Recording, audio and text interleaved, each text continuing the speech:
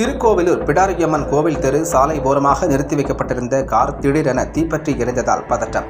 கள்ளக்குறிச்சி மாவட்டம் திருக்கோவிலூர் அருகே உள்ள விளந்த கிராமத்தைச் சேர்ந்த ஆனந்தன் என்பவர் திங்கட்கிழமையான இன்று மாலை 4:30 மணியளவில் துணி எடுப்பதற்காக தனது குடும்பத்தாருடன் தனக்கு சொந்தமான டாடா இண்டிகா காரில் திருக்கோவிலூர் பகுதிக்கு வந்துள்ளார். இந்நிலையில் அவர் வந்த காரை நகரின் மையப்பகுதியில் உள்ள பிடாரியம்மன் கோவில் தெருவில் திரையரங்கு ஒன்றின் அருகாமையில் நிறுத்திவிட்டு அருகில் உள்ள துணிக்கடைக்கு சென்றுள்ளார். இந்த நிலையில் இண்டிகா காரின் முன்பகுதியிலிருந்து திடீரென்று வெண்ணிறத்தில் புகை வந்துள்ளது. அதன் பின்னர் பேனட் பகுதியில் புகையானது திடீரென்று பற்றி எரிய தொடங்கியது. பின்னர் அருகாமையில் இருந்த பொதுமக்கள் தண்ணீரை ஊற்றி அணைத்துள்ளனர். இந்த சம்பவம் அப்பகுதியில் பெரும் பரபரப்பை ஏற்படுத்தியுள்ளது.